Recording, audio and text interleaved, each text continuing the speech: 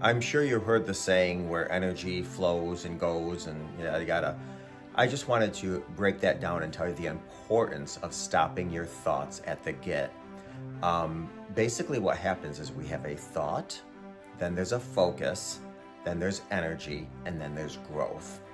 And each one, if we don't stop it at their tracks, gets more difficult to stop as we go further. So here's what happens. We initially get a thought. Now, we really don't have control of these. We're driving down the street, we're in the shower, we're cooking food, and we get a thought. Okay, we don't have control over that. We don't have control over what comes into our brain, but we often have at least some type of control how long it stays in there. If you allow it to stay, what happens is you are now focusing on it. You're going to the next step. Now, once you focus on something, it's like going into a spider's web. It gets really difficult trying to get out of it. Once you focus on something, now you're giving it energy. And once you give something energy, then it goes to the next step, which is growth.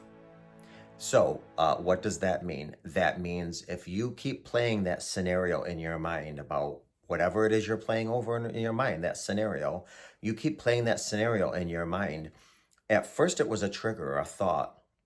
Then you focused on it.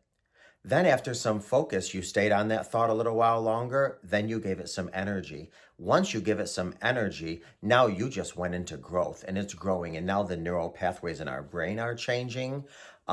We are completely changing the dynamics of the makeup internally. So it's very easy now to continue and get those thoughts. I always say people give us pain, we give ourselves suffering.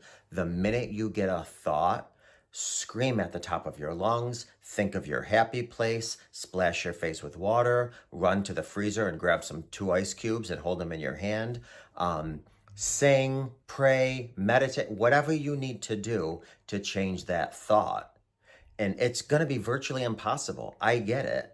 But here's the deal. You're giving that focus, you're giving that new thing energy, and that new thing that you're thinking of, or at least not thinking of the other thing, is going to give that alternate growth. So again, we're given pain. Don't give yourself suffering. Yes, we have a thought. We don't have control of that. But after that, do what you can not to focus on it, not to give it energy. Because once you give it energy, once you go from a thought to focus to energy, now it goes to growth. You don't want that disgusting growth in your head that just disables you. You want something different, but you have to stop it in its tracks, and that's with the thought.